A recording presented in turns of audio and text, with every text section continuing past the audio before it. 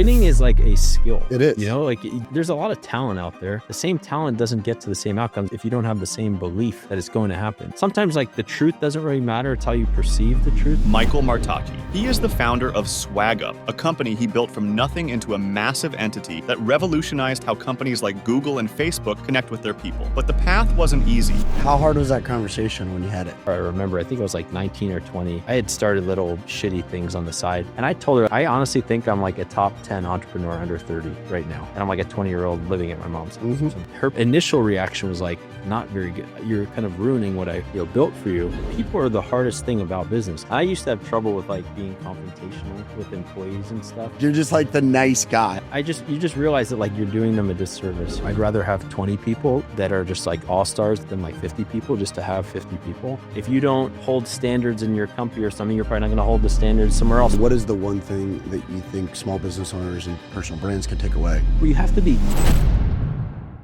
My man, thanks so much for coming. Yeah, first, very good to see you again. You too, man. It's been a while. You know, you decided to go big time since the last time I seen you. So it's been crazy. And I'm a Texan. A lot of things changing. A lot of things changing. Yeah. I mean, well, now you're going to have 2 kids soon, you know, but it's been cool to see your journey. I think there's a lot of cool things to talk about. But for those that don't know, who's Michael? I don't know. It's a complicated question. I'm a person who likes to do things differently and always, challenge myself to learn as much as possible. But I was a founder of a company called SwagUp the last 8 years or so, still running that company, but have always been an entrepreneur since, probably age of 4 or something. Mm-hmm. Always kind of just love selling things to people, building businesses with neighbors, shoveling snow, just like love working, love making money for whatever reason. And, our paths crossed when I was partners with an NFL player. So we did that, been in the world of like social media and marketing and fitness products and these types of things. So I'm always on the lookout for knowledge and interesting people and opportunities. And I think that's kind of like what, is the story of my life, is like just always trying to learn more new things and try things out. So, I mean, I've known you for a lot of years, and I think it's interesting to be like, I'm a fan of my friends, and watching them win is like really enjoyable to me. And yet there's some that are like super loud because they're on social. They know how to like promote themselves. You've been behind the scenes promoting people. You've been behind the scenes building businesses. And I think you don't get enough credit. People in general don't get enough credit that are quietly, doing what they're doing and being successful because they're not even known, because they're not doing social or they're not doing stuff. Now, the game of social, but you quietly built your company, even though it was on the front of things, behind the scenes, really well built. On the front of the world, I think it was, it wasn't about you.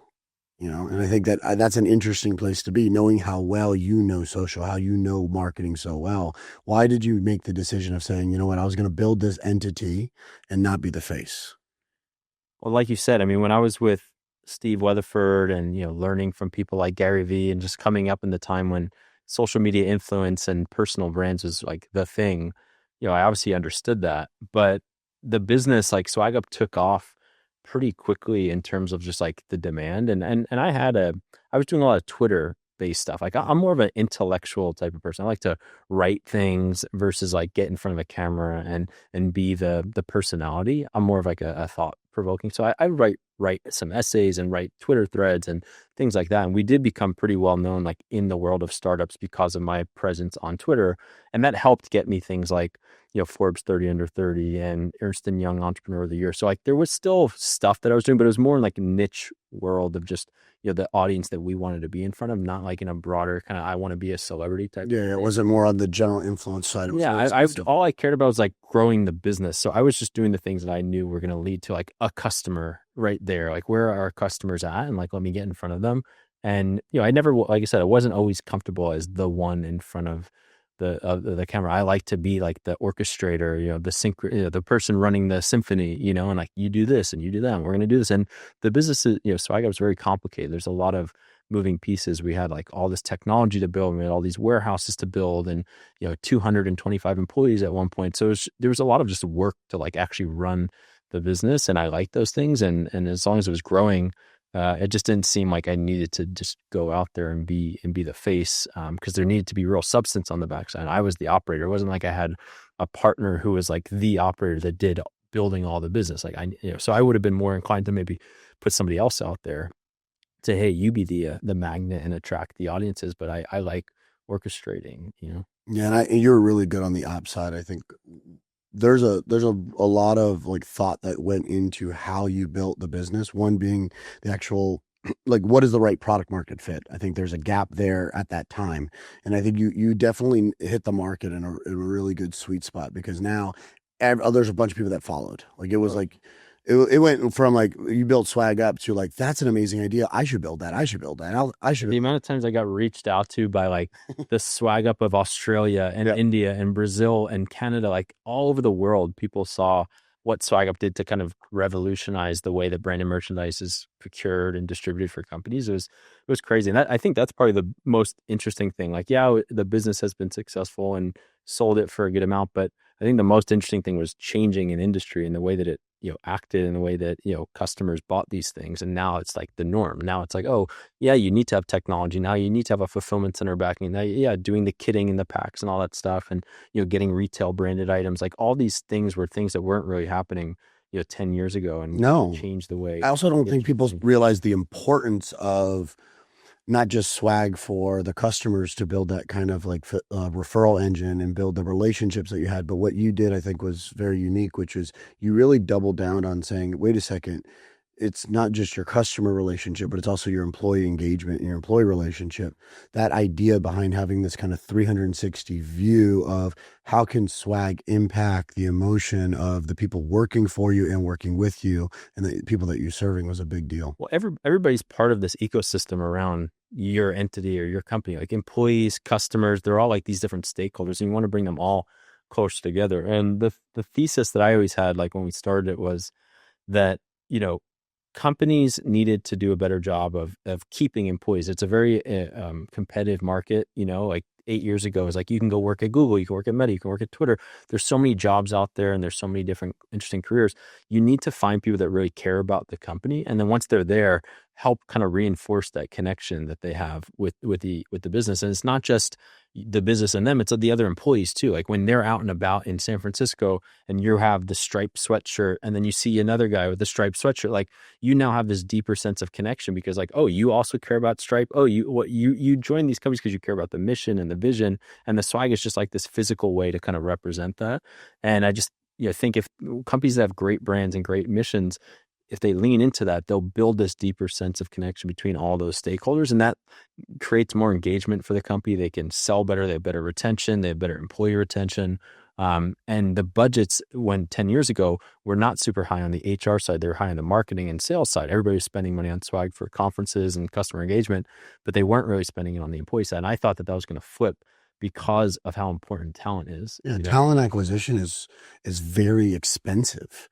And if you don't get ahead of it, the replacement cost is huge, not just in the actual, like I have to go identify it, I have to recruit them, and I have to bring them in, and then I have to onboard them. But that kind of gap between, you lost this person, you replace that person, and it's like we lost so much momentum. Yeah, there's so you much. spend so much time investing in that person, trying to train them, explain things to them. They start building relationships with those people, and then 6 months later, they're gone. And everybody's demoralized around them too, because they thought they were on a good trajectory, and we finally found the person we needed, and now they're no longer there. So I'm very like human centric when it comes to like running the business and managing the business. It's not just because that's what we do for our customers, but I just think that like people are the business, and you need to invest and put a lot of energy into them to make sure that they're getting the most out of it, and they feel like they're being heard, and all these types of things. Yeah, I get asked all the time about like, because one of the things I'm able to do in the business side is I could deconstruct, what does a win look like because of my work in sport, and then like recreate that in business. And I think what you've done so well is there's three things that you see with patterns, right? The first one is you have to identify it. Most people don't have the awareness, so they can't identify what the pattern is, and you found the product market fit in the right time. So you identify the pattern.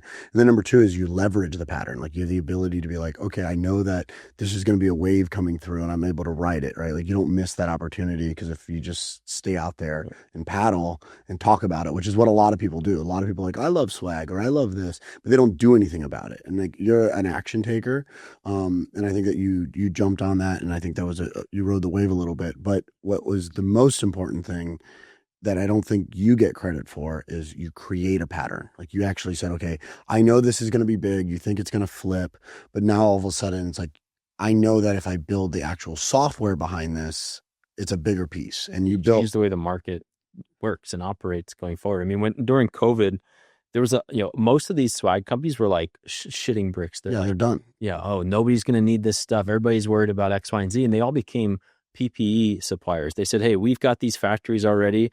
They're just going to stop making t-shirts and tote bags and this and just make masks and stuff and sanitizer. And they basically their main business went to nothing, and PPE became. And they started a new business that was, again, quick. It was a high spike, but again, big. Yeah, and then it went away. And then we did the opposite. We didn't sell any PP. We went straight into like, no, this is the best time to be leveraging branded merchandise, because you need to build a deeper sense of connection with your employees and your customers at a time when nobody's going to be in person together. You're not going to be able to see and talk to each other in the same way. And we kind of changed the perception of like, no, like now is the time to be doing these things. And like, here's how to do it. And we've built software to do it. And we have the warehousing for it. And like, you have to change the way that the market thinks about, these things at that time, and run when everybody, zig when they're zagging into the other direction. So, what is your take on people that are trying to, especially with where today is now, like you could vibe code something pretty quickly. You can't get it to ship maybe as easy as everyone thinks, but the technology today is unbelievable. And when you were building software, it wasn't the case. It was well before, the AI, race was where it is today, where now everyone's just trying to beat everyone else, and each model is just so much better than the last one. Yeah. What made you actually come to like the decision inside the business and going, okay, I'm going to, as I'm building and operating and leading a team, because the team went from 3 to 5 to 10 to 50 to 200 plus, to say, okay, I'm going to build the software that runs this, instead of bringing in like a vendor, bringing in somebody to do that. That was a big decision. Why did you make that? Yeah. I mean, there's so much to it. I mean, I had experience in college building an app. So it was called Click. And it was basically a social network, location based, to find other kids on campus that want to play volleyball, get a basketball game together. So you'd throw it into the app. We're playing basketball here. People can join the group channel and stuff. And we use an Indian development firm, or I can't even remember the name of them. And it was just a shit show, like working with these people, because they're in a different time zone. They don't care about the project in the same way. You're sending them requirements, and they're just like very, exacting about it. It's like, oh, that's what you wrote there. That's all we're going to do. Like, there's no thought to it. So I just never really liked that idea of like, oh yeah, we use a third party and we give them things. Like, I wanted the people that are building it to be the people that understand the business, and they're, really tied to the outcome. So because they're solving problems that they have to deal with every day. Yeah, they need to see it. This is really annoying. I got to fix it, Yeah, and it's great to be with somebody. Like our CTO is like right here, and like, all right, let's go build this and do that. And he sees it, and we're staying up till 3 a.m, like working together on these things. So like the speed is so important in the beginning, because you have to keep iterating until you find like something that the market really needs. And then you can, take it. And when you have too much of a feedback loop where it's like you send it to that third party company, they come back with it, it loses the momentum. But I think that the vibe coding stuff now is huge, because for people that aren't super technical, they can still get that same effect of like working right there with an engineer, because they can become the engineer themselves. I don't think it means that you're going to build an end-to-end, $100 million company on one of these like Lovables or whatever these different platforms are out there, Cursor and stuff.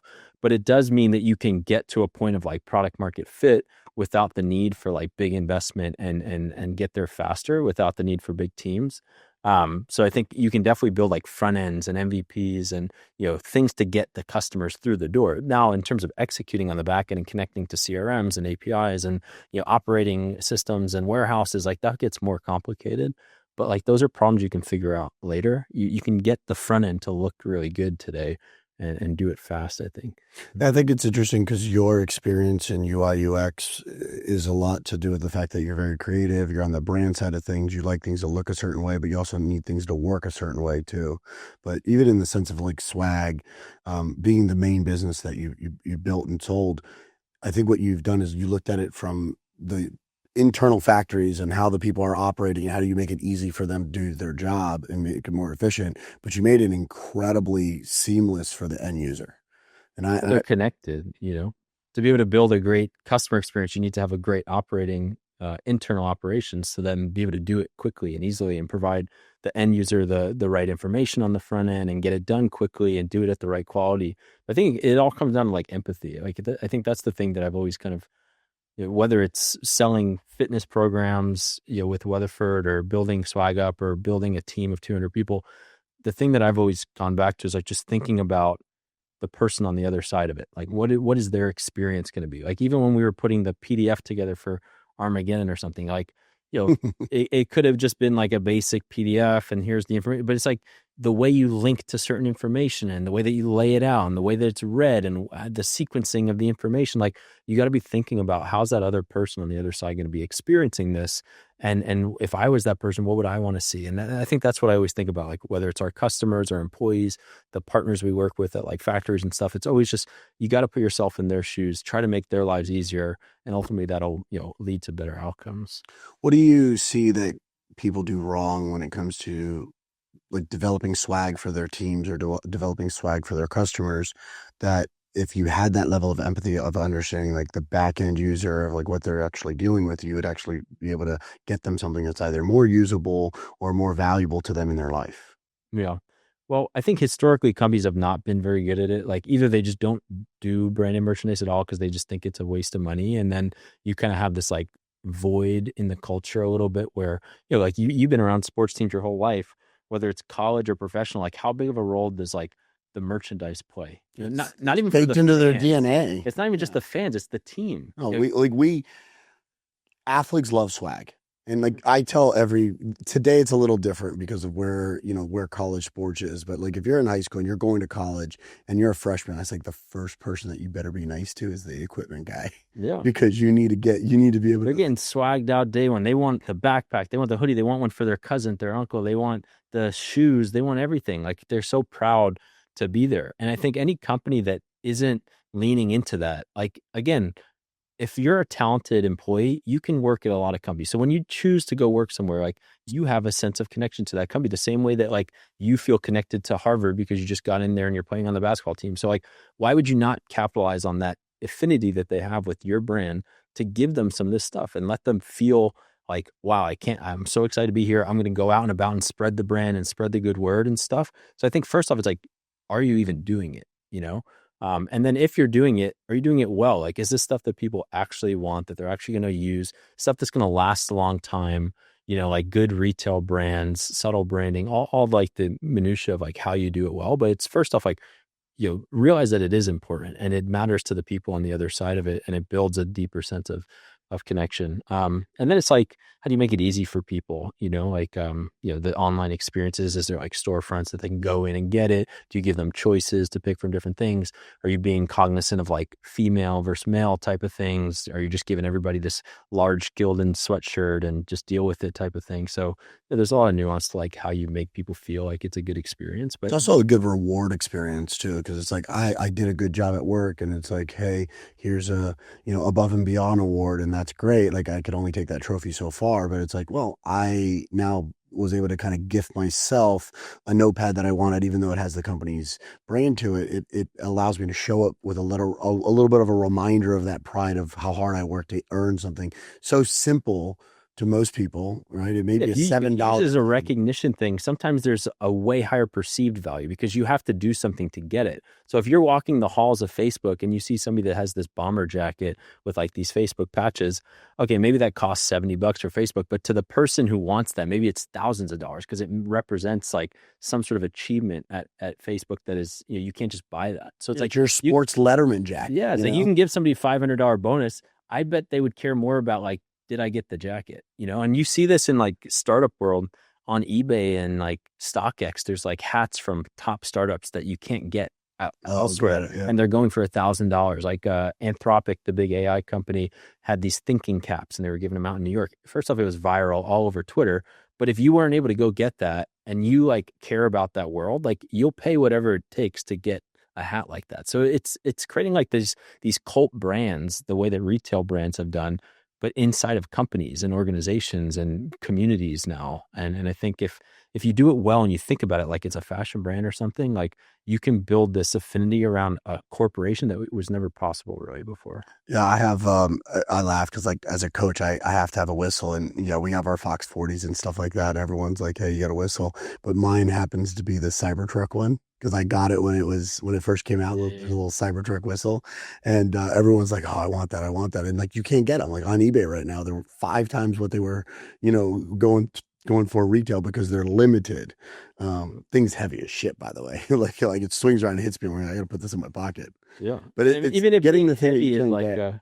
yeah, and even it being heavy is like a symbol of like things that Tesla cares about. It's like the quality in that whistle is emblematic of the quality of the company and the car, and that's why the swag kind of matters too. Is like if you're gonna do it well in a way that represents like what your company actually stands for. Yeah, and I mean, I'm the guy that's trying to make it manageable within our budget in our business, and I've been a big fan of swag. So when you did it, I'm like, this is amazing.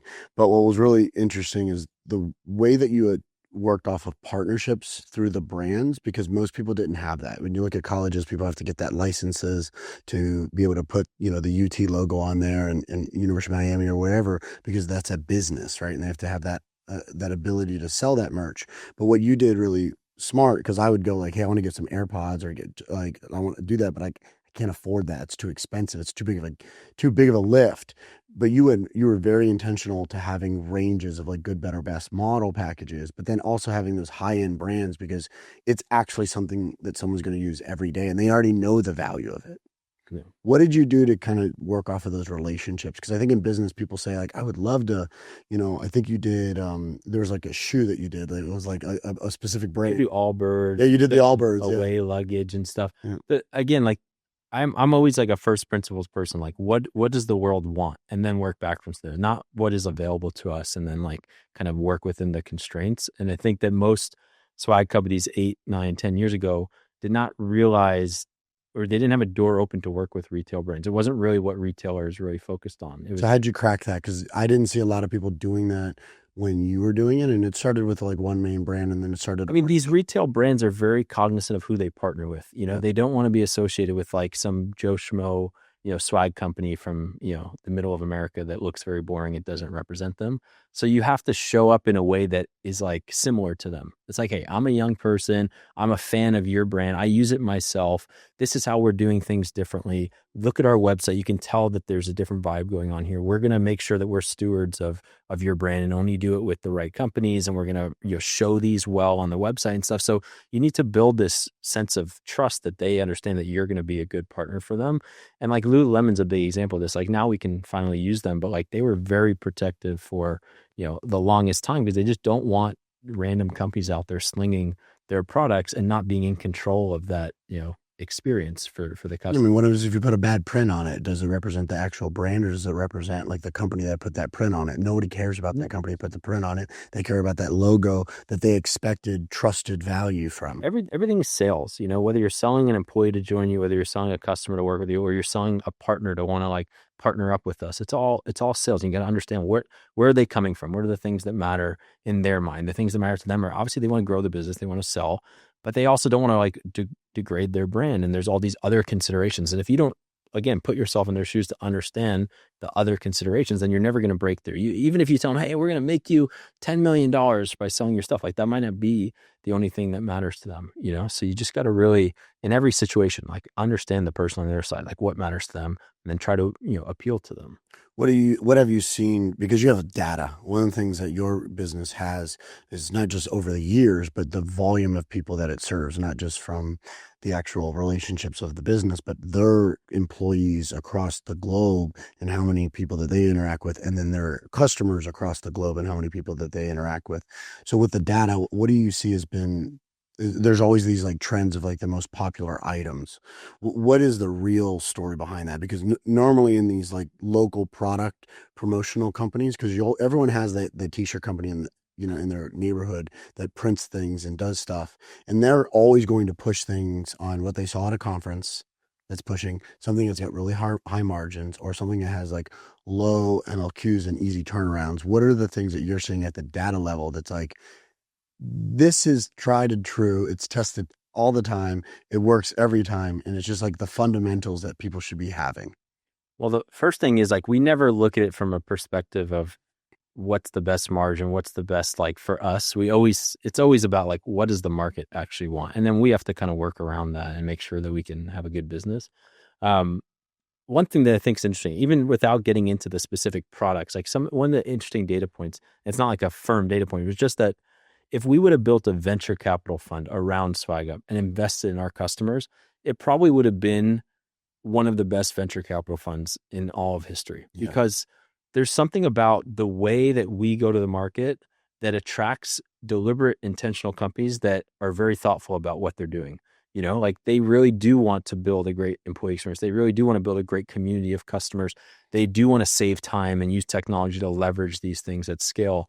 And like whether it's Notion or Deal or Ramp or Anthropic or Cursor, and all these companies have gone on to be 10, 100 times bigger since when we started working with them. So I think that there's something interesting about that what we do attracted those types of people, but also we potentially help them, build the type of brand and business that they wanted to build. So I think that's just a little example of like the power of it is really profound.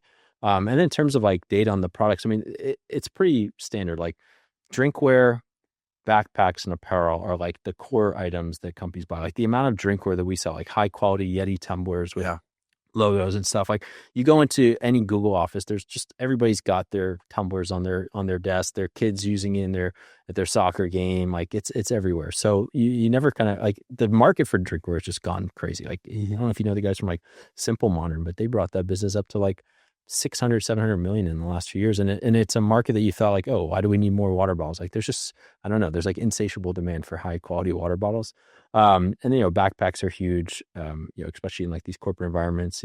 It's very informal these days. You're not using like, briefcases and stuff. Everyone's just got backpacks. So, good brands. There's so many different cool, good brands out there for the Day Owl, which is like a under the radar one. And like Timbuktu is big in San Francisco.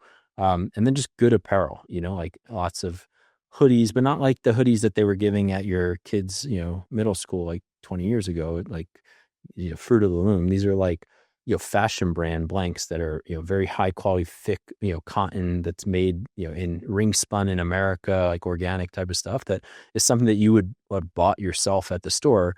And it happens to be that your company's giving it to you, like, so really high quality apparel.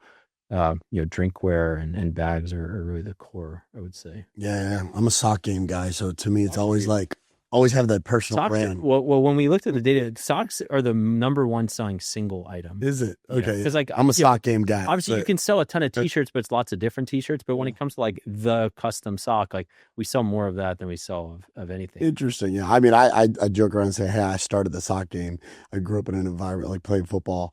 I remember I didn't bring my regular socks to school that day, and I would go to practice, and I was wearing my dress socks, which happened to be Looney Tunes, Marvin and Martian socks. And my mom's like, we're going to Walmart. You're buying a bunch of those, because she was able to see me on the field when she picked me up. And she's like, you're wearing those every day. So it was easy for her to spot me when I was playing football in middle school. And I'm like, it's not that hard to find me, Mom. Like, it's me playing center. I hold the ball before I give the ball to Odie, who is like my best friend. Every time. Yeah, grew up with me growing up. And by the way, Mom, me and Odie are the only two white guys on the field. If you haven't figured that out, all our other friends, pretty easy to identify. And she's like, nope, I can't tell. You're wearing socks. And I literally, since middle school, that was it. Sock guy. I was the sock guy. The socks are fun in a corporate world because they're a blank canvas. Subtle. You can do it. Yeah, they're subtle. Like if you know, they're kind of like in the back of your mind because you're wearing them. If you're at like a conference and you're speaking on stage, people kind of see them. But they're also a blank canvas where you can do a lot of creative design work to them. So it's not just like, oh, t-shirt, throw the logo here or something. It's like you can create all these different things, put a saying on the bottom, and it becomes very, deeply connected to the brand. And I think it's fun because it allows personality in an environment that is normally very formal and very structured. So I'm a black on black guy. I make things pretty simple, and I'm starting to add a little bit more flair to my world. And socks to me were always a way for me to feel that like personality, even though I'm going to show up in an environment that needs to go a little under the radar. Yeah. I think it ends up being like a conversation starter. It starts to put you down a different path. Like if you're black, you might have this perception that like, okay, we're not going to get into certain topics, or like you're not that interesting or something. Then, somebody sees the sock and they see the cow or whatever's on there. You start going down a path that you might not have gone down. That's true. So true. That's so true. Now, talk about a path that you didn't realize you were going to go down.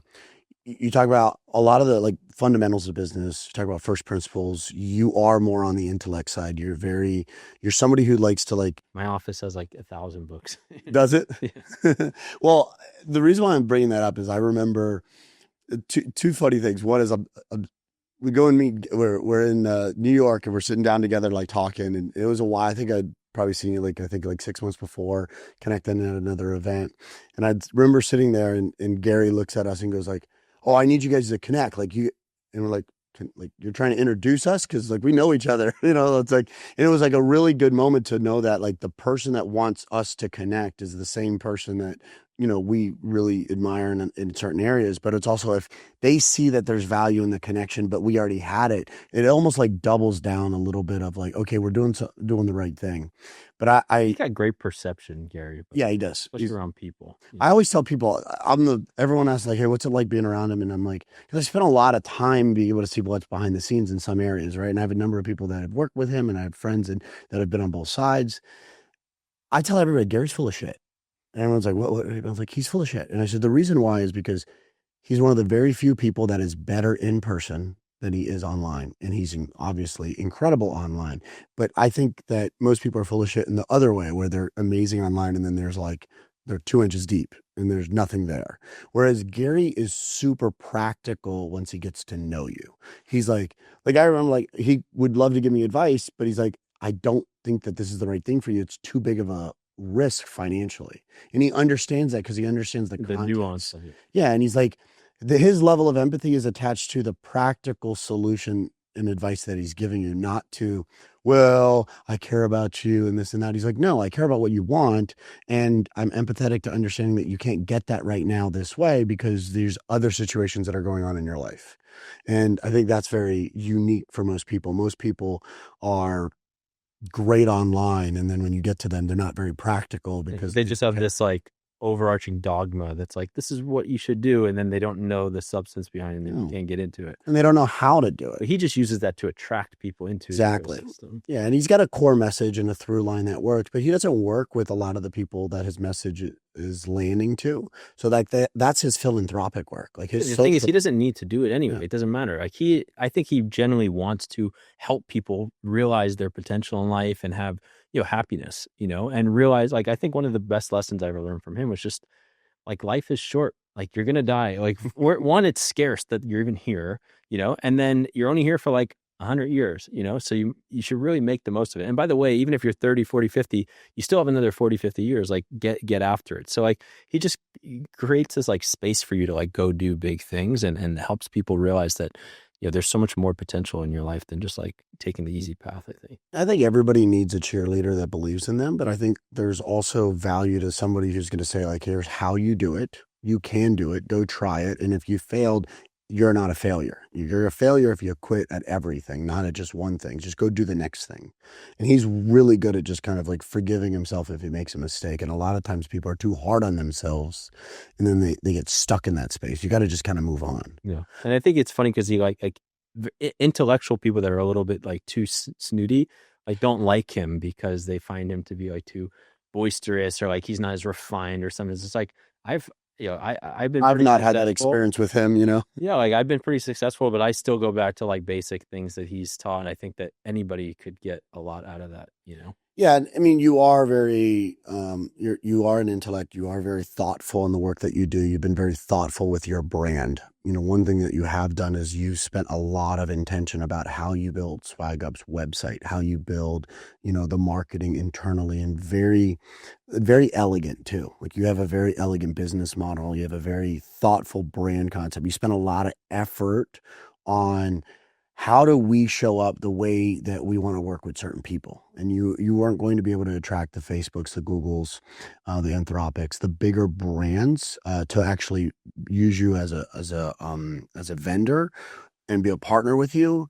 And you weren't going to be able to work with, Allbirds and Lululemon in those environments if you didn't show up like you were at that same logo level. What was the thinking behind like how you invested into your own brand? Because those are huge lifts for people when they're first getting started. Well, design is just so important. Like design is how you perceive something. And especially if you're a website, that's like your physical storefront. When somebody goes to swagup.com, like that's like walking into a Nordstrom. And Nordstrom's very deliberate about when I walk in, certain brands I'm going to see, certain materials, marble, like the perception of the greeter and stuff. Like there's so much that goes into that, which immediately puts you in the mind that like this is a high-end place where I'm going to spend money and like I belong to be here. And if I'm going to go to a website, then you really need to be thoughtful about what is that first perception when they get there. And it's like even little things like fonts and spacing and colors and, the other logos that they see and the imagery that you're using. Like it's one thing to say, we're a swag company. These are the services we have. Like you could say swag up and this company are exactly the same. They both do, they provide swag and they have these same services. But if we have a higher perceived value because of the way that we present that information, the words that we use, the simplicity, the spacing, the white space, all these types of things, somebody's going to spend a lot more money on Swag Up than they are here. They're going to have a much higher confidence level that what they're going to get with us is going to be way better. And it shows up in real data. Our gross margins are almost 50%. The standard in the industry are about 35%.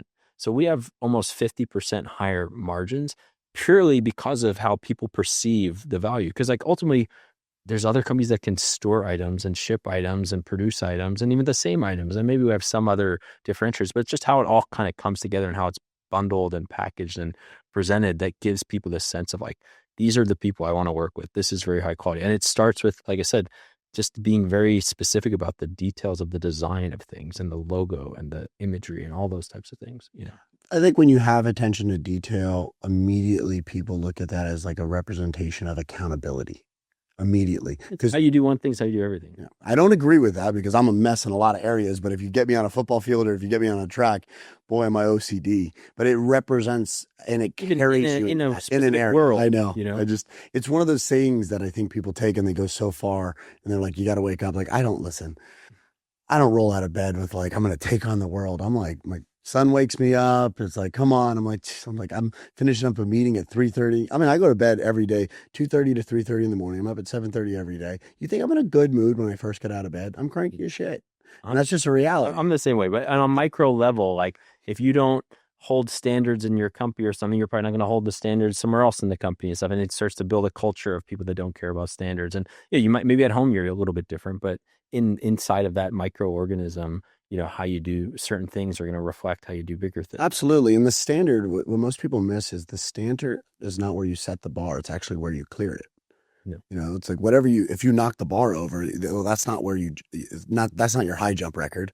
You attempted it, but it's where you cleared it. And as long as you keep clearing that bar, then you can come and lift it up. But people can't raise a standard that they haven't cleared the base fundamentals. And most people forget about the fundamentals. They don't think about like the logos. I see brands all the time when they take a logo in and they're like, well, it would look nicer if I just stretched it because it's going on this product. And I'm just like, people, number one, logos are very sensitive. They're very emotional for businesses. And you'll see businesses that are printing stuff and they'll be like, I'm going to adjust this and stretch it and do that. And it's like, when you do that, you've almost lost your brand integrity because you're affecting them. What's crazy, like Nike and Verizon and these big global brands, like you can see just like like something they write on like a billboard and you don't even have to see the logo. It's going to be Nike or it's Verizon. Yeah. Like it's so recognizable because of how consistent they are in the look and feel and like the spacing and the colors and the fonts and stuff. And I think the more that you could do that, the more you can hold a position in people's minds of like, oh, that's Nike and that's Verizon. And you're going to stay with them when they think about where should I be buying these things? And like State Farm and Jake, like you want these repeatable things that people are always seeing because that's what stays in people's mind because our minds are full of scattered, a bunch of information every day, things are coming in. And if you're not consistent, it's hard for you to stay consistently in someone's brain. What are things in which like small business owners or personal brands could do to have that kind of like easy memory that gets triggered? A lot of these big companies, you look at like State Farm, and everyone knows like the red shirt, and everyone knows that, Jake's got his their back, and he's like, what are you wearing? I'm wearing khakis. Yeah. Everyone knows these sayings and the statements because, they're good commercials. But what is the one thing that you think small business owners and personal brands could take away? Well, you have to be simple and consistent, like what is something that is so easy to recognize? Like we like belabored this point a lot with swag up, but like our catchphrase for the longest time was just swag packs made simple. Like we could have been a lot of different things to a lot of different companies, but we said, hey, we're just going to be like the best in the world at the swag packs. And not only are we the best, that we make it simple. So swag packs made simple. And that was on the website for 6 years straight, and that was the thing that we said in advertisements over and over and over again, because we just wanted people to know that we're the best at that. We can introduce them to the other things we could do over time, but like as long as they know that we're the best in the world at swag packs, that's the best thing that we can get. And everyone, when you talk to them about like, do you want to do this? Yeah, I would love to do it. It's so complicated. I don't have the time. And a lot of times they don't have somebody who's in the admin space that's going to just take that project on. Smaller businesses, or even some of the bigger businesses that are decision makers, are like, do I really want to deal with something that's complicated?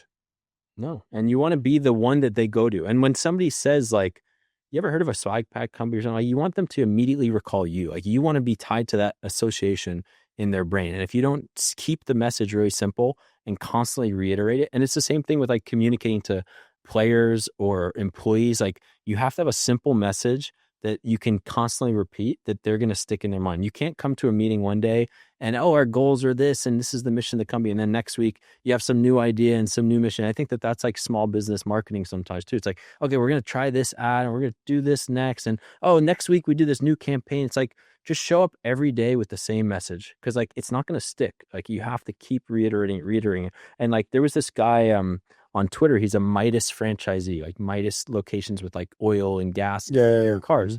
And he says one of the biggest channels for marketing for them is direct mail. So they send, flyers out to, local residents. He says they have to send at least like 7 to 10 before they get a response from these people. And they're like the same cards over and over again. But you just need to show up in the same spaces with the same message constantly until people finally like stick and understand, okay, yeah, that's it. So I just think that people don't repeat enough. And not only repeat, it needs to be something that's simple to repeat. You don't want to repeat like different things each time. So you have to have a simple message and then stick to it for a long time. I think that, all these big brands, a lot of their messaging has been kind of the same for 10 years, 20 years, 30 years, And the small businesses are the opposite. Like Geico has been, save 15 minutes can save you 15% on car insurance. That's it. And they have the duck. And like, that's all I need to know. I remember the duck. That's I remember that. Geico is gecko. Oh yeah. The duck. But you know what I mean? You're thinking college game day. That's why Yeah. you're gearing up for that UT game. A&M, let's go. So, but it's just consistency and simplicity. Like people are like monkeys, like you got to keep the message really simple. Mm-hmm. Now you mentioned the shop window. You mentioned this idea of like going into a Nordstrom storefront. I was with Phil M. Jones, great speaker, great author, but he said something brilliant. He's like, people will buy what's in the shop window. And he goes, don't be surprised. That's why they went into the store. So what happens is what's on your shop window is being displayed, and then they come in for it, and then it's like a different business. And there's got to be synergy, but don't be surprised when people buy what's in the shop window. So you might as well put the thing that they need in front of them, and most people don't. People don't know what they want. Like the consumer is very malleable, like they're not like, I have a set idea and I'm looking exactly for the solution. They're looking to be like shown what to do, and that's why I think when you think about like success of businesses, a lot of it is like the retention of the customer and the expansion of the customer. So it's like, okay, you get them in, but you can really influence their journey once they become a customer. And like the same customer can spend $1,000 or $100,000 over the next few years if you kind of route them in the right direction. I think that there's a lot more proactivity that companies should do to like tailor that experience and get them down that path. So I try to think of it as like a machine, and it's like a system. A customer comes in, where do you want them to be one day? The end goal is like they're this brand advocate that uses every single service that you have, and they love Swag Up. And there's like all these decisions that you got to get them to make, and you got to kind of point them down that path. You don't want just like get the customer and then, wait for them to come back and let us know, what they want. It's like, no, you need to keep nudging them into the journey that you want them to be on. That customer journey that you map out, how thoughtful are you with when you go into businesses and you see like, oh wow, they have a broken customer journey, they have a broken employment journey. Like where do you think that people today could say, okay, I'm going to take this conversation and apply it, and I can make my customer journey for my staff or my customer journey for my, new clients a better experience? I think first off, do you even have one? Like, are you being intentional about it? Like, I think that's the step one is like, get a big piece of paper, get a big whiteboard, map out like, what is the journey today? And I think that's what will expose the fact that you probably don't have one, and it is kind of just happenstance and people just like end up, you don't want to have the outcome be not deliberate. Like you have a goal of like where you want your employee to be or where you want your customers to be. So like, and you know where they start. So there's all these things that are going to happen. Do you want to just like let it happen and get there? Or do you want to like be deliberate about it? So I think map it out first. And then you identify the big gaps. Okay, like that's probably where we're losing a lot of people. Oh, this is where we're losing a lot of people. And then just like build in your tests and iterations. Okay, like now we're going to start just focusing on this part of the journey. Let's like some of them are going to go down this path, some are going to go this path. Let's measure it. How many get to the next step? You can't improve something that you don't know about, like that you don't have visibility in and you're not measuring. And the moment you just like put it on paper and like, this is the journey, okay, and start measuring it, then you'll start optimizing it. Because otherwise it's very hard to like make a business better or a customer experience better because you're just like shooting in the wind, like, oh, let's just try this thing, let's try that thing. It's like, no, it needs to be deliberate. Like, what is the goal of what you're trying to do? Like, where are the big gaps? Where are the big breakages in that experience? And it's a hard thing because companies are complex and each of those things touches different teams and different systems and stuff, but somebody needs to be the keeper of like the journey. Like, and for us, it's like the head of customer experience, like who, you need to map that out and you know, kind of like where the big fault points are, where the things that are, getting people really pissed off and they're dropping out of this journey. And just, think of it as like an operating system. Like, how do I fix each piece of that operating system to ultimately, the car comes into the assembly line or the pieces come in and then the car comes out. But the car's not always coming out the way we want at the end. Like, where's it wrong in that assembly line? Absolutely. How do you hold your team to the standards of what you set? I mean, we talk about on the dev side, we talk about on the design side, and then when it comes to client experience and the engagement level, there's a attention to detail that needs to be there that not everyone possesses at the organic level. And unless they experience that at other companies or if they've had some like things that have been very deliberate in their life that probably affected them, they don't show up pre-trained on attention to detail. They don't show up pre-trained on this is how this company operates. This is how I need to show up in order to, to be the true professional today in this seat. We do a lot with the, client side of things, but as a leader building a team to 200 plus, that's hard. Like our company's, just over 100, but it's a lot. There's a lot of moving pieces. And not everyone comes with that core competency. People are the hardest thing about business because people are just very different and dynamic. So it's hard to manage the unpredictability of people and emotions of people and stuff. But I think the best thing you could do is be very, very deliberate in hiring. Like the big mistakes that we made were not being super deliberate in hiring, just being like, oh, let's just get whoever's willing to join and then we'll kind of try to morph them or something. Like people are hard to change, and not to say that you can't develop people, you definitely can, but they have to have the raw ingredients of like the determination, the willpower, the understanding that the details matter, the understanding that like their life matters and you should do good work. Like I think a lot of what drives people is really self-motivation. It's like they want to be something great. And if you don't have the raw ingredients of like excellence, some manager's not really going to put it in there. Like maybe the greatest coaches in the world can change the entire mental model of somebody, but like business is hard enough, like to then also have to like totally transform people. So I'd rather be very, very, very intentional about like who we're hiring, have very strict filters about it. Try to figure out what are the signs that this person has the behaviors and disposition that is going to be successful. And then when they're in there, okay, then it's all about like modeling the behavior. Like, are these the things the company actually does? As you as the leader, are you very detail oriented? Are you accountable to the outcomes? Are you moving fast? Like you want to have a set of values and then really live them and hold them every day so that the people around you are like, shit, I must do that because that's just what we do here. And it becomes very clear like when people aren't because they kind of stand out. But you want to keep the company small and have better people that are really, really aligned versus like a bunch of people you're trying to like, get on the program. I'd rather have 20 people that are just like all-stars, they get it, than like 50 people just to have 50 people. And that's why we have a lot less people now. We had 225 at one point. We have like 125 now. Yeah. But the 125 is more effective than the 225 because they're the right 125 and they're bought into like what we're trying to do and they have the self accountability to it. And, you don't have to constantly manage them. I see in larger organizations, we're part of a larger organization now because they bought us. They have like 1,600 people.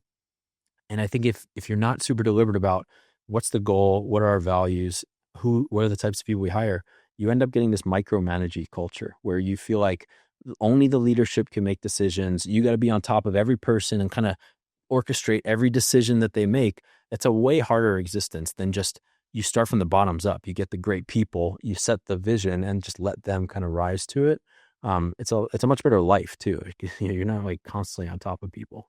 Yeah, it's so true. I mean, I worked with Nike for 5 years. I'm from Miami, so I was coached, so many athletes, and I had 50,000 athletes recorded, trained underneath my belt. Now, obviously, I'm doing things at large camp scale, and part of the way we got compensated and were managed our KPIs at Nike was how many people have you trained, and how many recorded evaluations were done, and was there a window between those two? So you had to kind of show like performance between testing 1 to testing 2, and then you had to track everything. So they only paid you based upon tracking. So it forced accountability around just like, I got to do this tedious thing that I didn't do before, but I realize it's how I get paid. But it was for them, it's how they actually test, are you doing a good job? So what was tedious to me became an awareness that I ended up learning on, oh my God, my coaching isn't working, but the performance is changing. Now I understand where I need to go back to. And that data is allowing them at large scales to be able to say,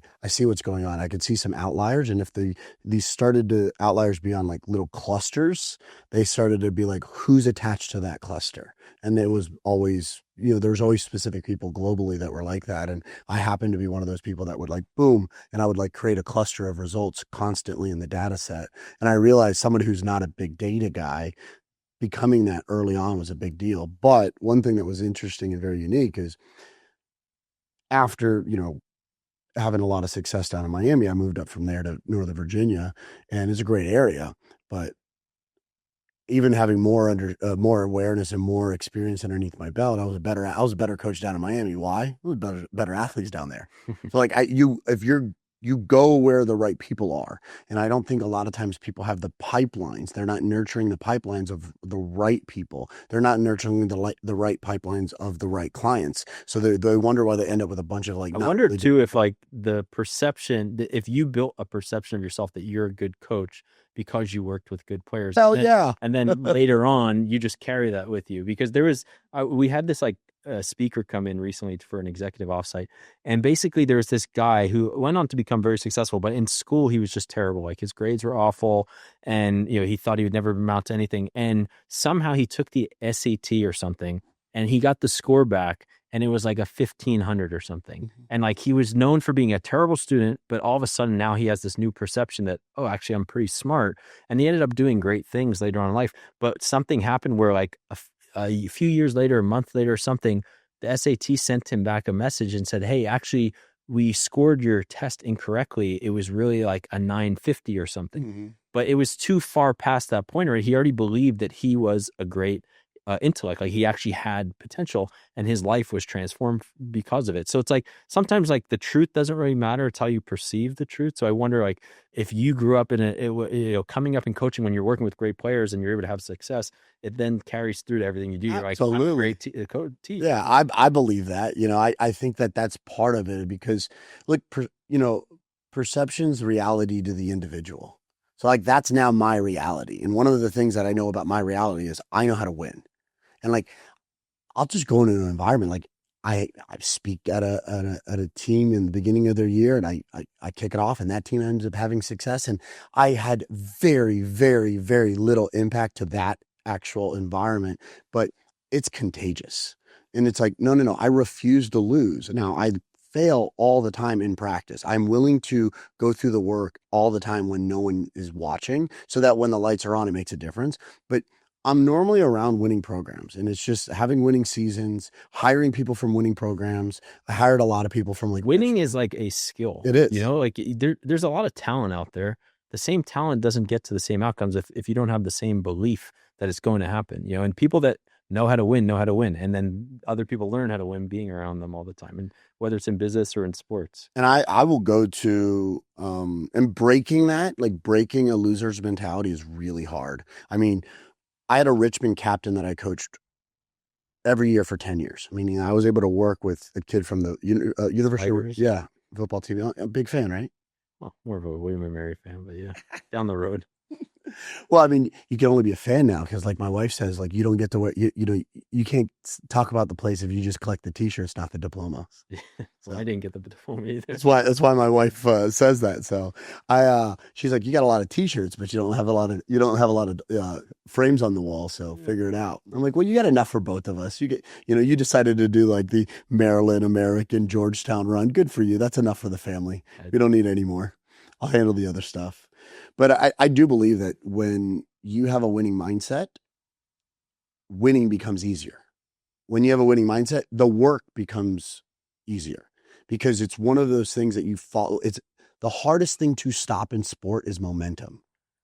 It's one of the hardest things that you could actually Steph stop. Curry can, score 81 points on that because he just gets into the rhythm and he shoots. It becomes an out of body thing. You're just gonna win. You're just gonna be successful, and then that carries to the next game. The rest of the team wants to play better. Like you've seen so many Cinderella runs of sports teams that just should never have won. But they're just in the right mind space and And you see that with like baseball. The guy, throws a ball and you can't hit it all day long. No one's being able to like make contact. And finally someone fouls off a ball and they're like, okay. Just the crack of that barrel changes the momentum and all of a sudden people are starting to do it. So what's usually the crack for people in your mind to like change the mentality? Environment.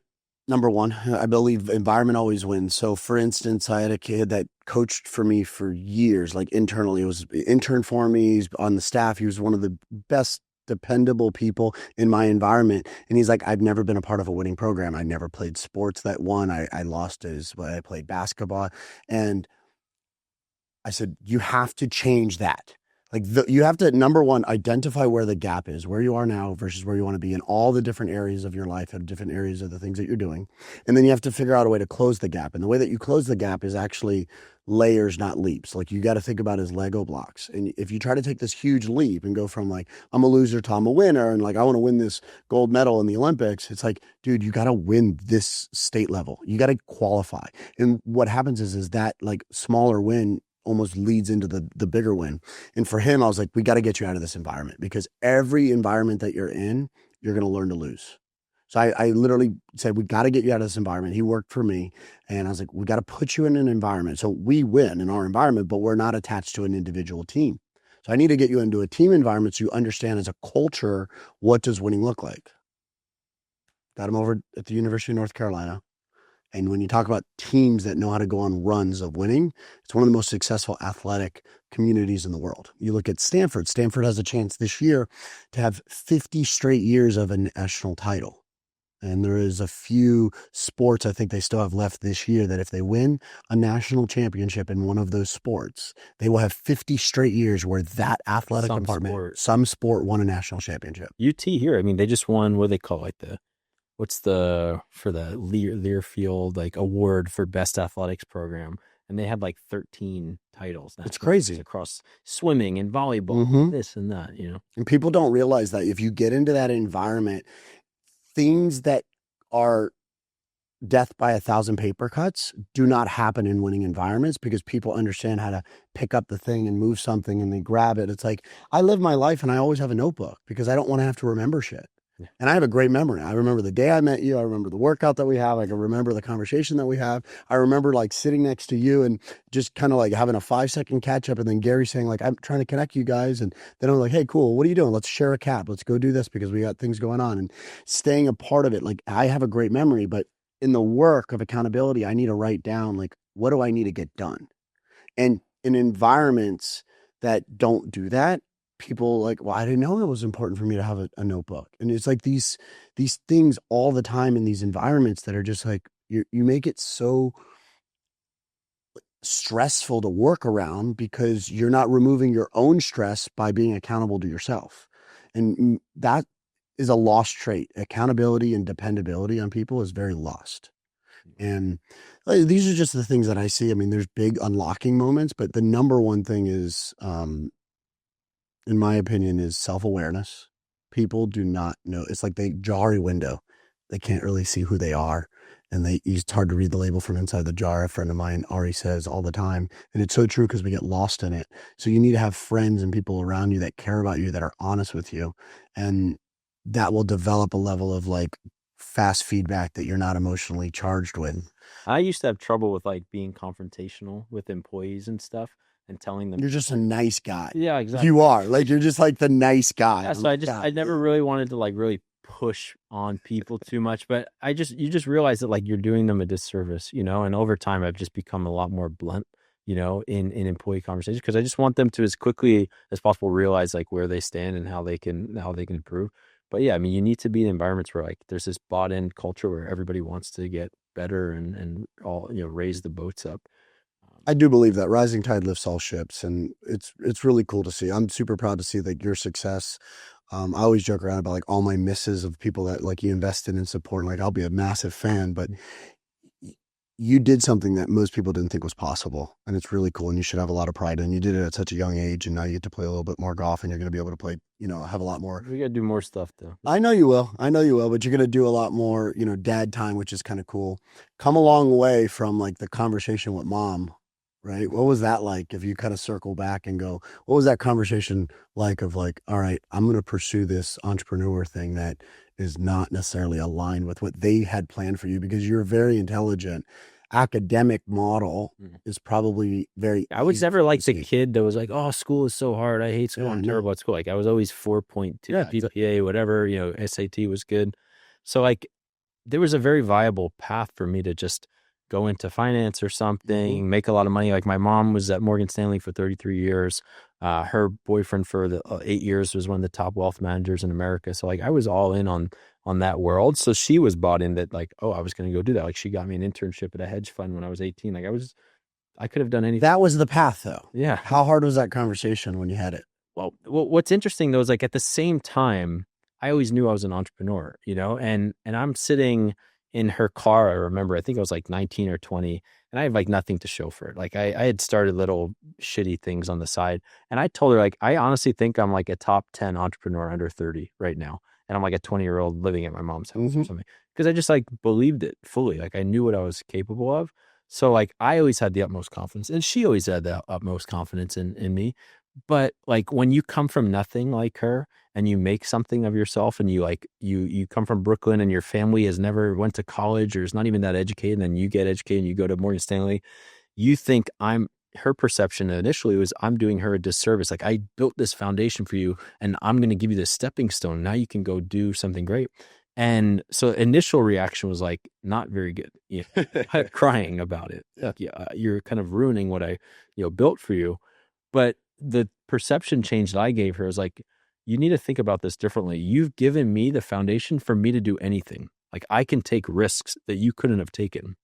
You needed to take the safe path because you had to go from nothing to something.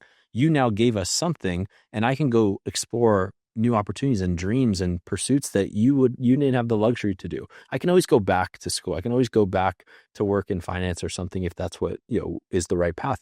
But you gave me this luxury to take risks and without killing myself, without like having to like worry about surviving. So I think after that, she changed her tone. And then, you know, what was interesting is she became an entrepreneur like 6 to 12 months after that. She opened up a salon. She ended up retiring from Morgan Stanley. She opened up a salon with a friend of hers. They still own it and run it today. And she's just become much more entrepreneurial over the last few years. And, you know, she's obviously very proud of my success, but at the same time, she's wondering when I'm going to go finish the degree. And I'm still waiting. I get that phone call all the time. My mom does the same thing. Yeah. I'd be nuts. I'm like, are you serious? I don't know what it is about it, but she just really wants it. I'm still in that. I get that conversation. It's going to happen in holidays. It's going to be again, same exact thing. Yeah. You say all this stuff. What are you going to get your degree? I'm like, what are you going to graduate? Like, are you kidding me? I don't know what it is. I think they want to tell their other friends that they're son graduated. I have no idea. I don't even know who those other friends are that matter right now. But you're telling me about all this other stuff, you know.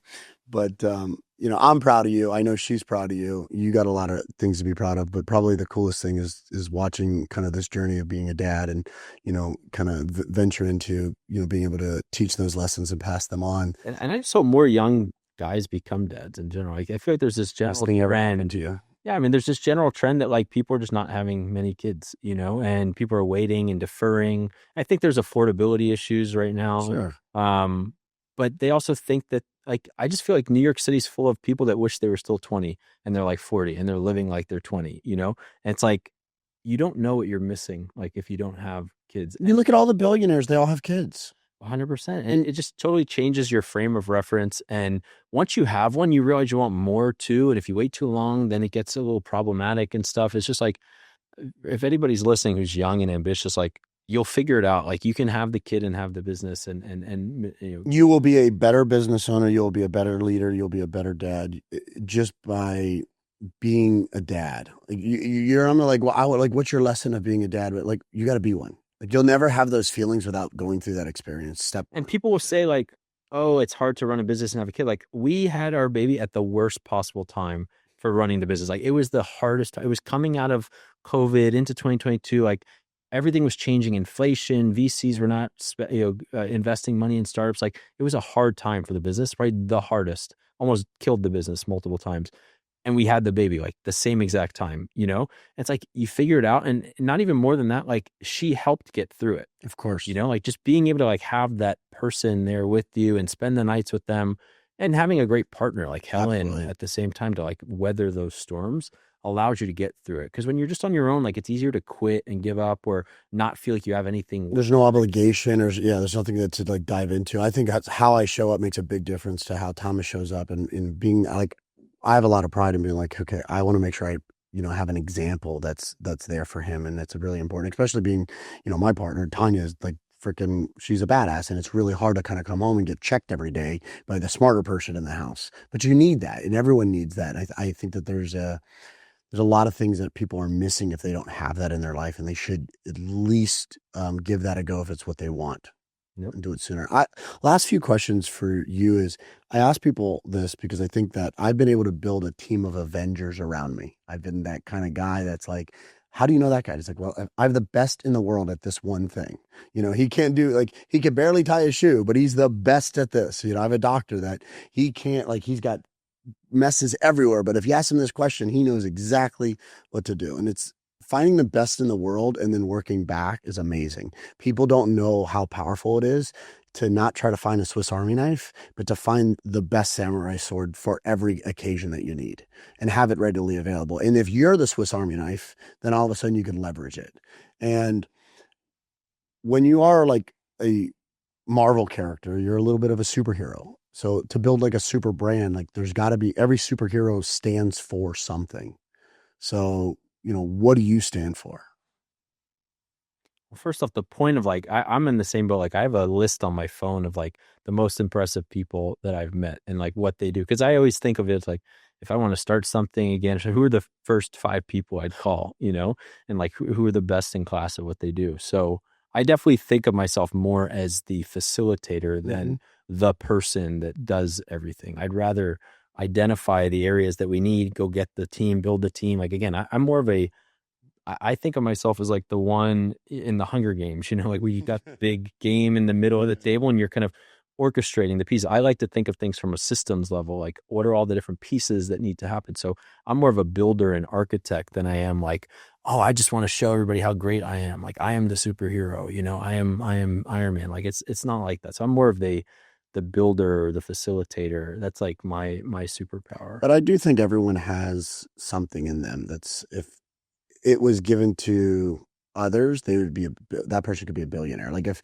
someone that had all these skills, but they didn't have confidence, if they had my confidence, they would be a billionaire. I think I have this insatiable desire to learn things nonstop. Like I cannot turn it off. Like people will like complain that I'm on my phone a lot. And it's not because I'm just like looking at bullshit. It's like I'm constantly reading things and listening to podcasts. And when I listen to it, I go down a new rabbit hole and I find a new thing that I want to learn about. And I go down there and I find a new thing. And it's like I could spend 27 hours a day learning things and constantly I never am satisfied with like, oh yeah, I that's enough information, let me close that and I'll just go do something else. Like if I can't like sleep about it, I'll be up in bed at 3 a.m, like looking up words that I just learned or something, or like looking up people that came into my life, or like I just can't stop, and not everybody's like that. Some people are totally fine just like turning things off. And No, and I think that people look for an escapism so they don't have to be, oh my God, it's so hard to learn. But I think your life gets easier when you learn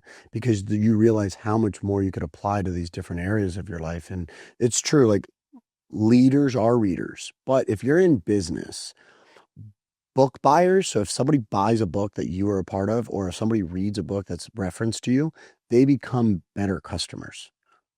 Book buyers are better customers. And you should think about that when you are engaging with your customers in business. I mean, I've been able to write a book. I'm writing another book now. And I understand that, okay, someone's spending solo quality time with me in their own head reading. That's a really powerful opportunity. And it doesn't have to be at scale through audio or video. It's on their own time and letting them kind of think about things as well. And that immediately builds a better relationship than it does from a standpoint of me kind of pushing things constantly down your throat of like, look at me, look at me, look at me, versus like, how can this asset right here pass the test of time? Yeah. A lot of times business owners are just doing things that are just fly by night. So you're building an asset that attracts people over a lifetime. yeah.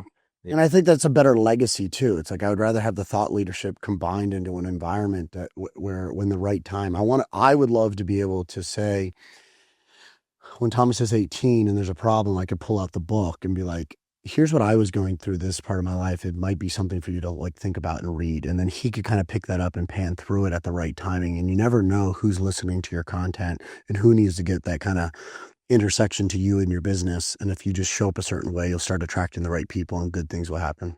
Yeah, for sure. And lastly, the reason why I like to learn a lot is because I never like to be ignorant in situations. I don't want to like talk to somebody and like have to just trust everything they say and not be able to like understand it myself fundamentally. So that's why I try to learn as much as possible. Because if I want to hire somebody, I want to know how to do their job. I want to understand, their perspective and not just have to rely on third parties all the time. So that's like why I rather be a polymatic, kind of like know a little bit about everything than have to be an expert on like one little thing. Because again, I'm not trying to do one little thing with my life. I want to do, broad things. So I want to know. And there's also things you learn about like the industry of like video games that applies to like this type of business. And if you just there's people that are just, academic type of people sometimes where they just learn about the thing. Yeah, they get so much blinders on that they can't see the other things. Yeah. And I think there's so much to be said about cross-functional knowledge and sharing from like things that you didn't even think would ever be relevant. I mean, I'm at a point now where my first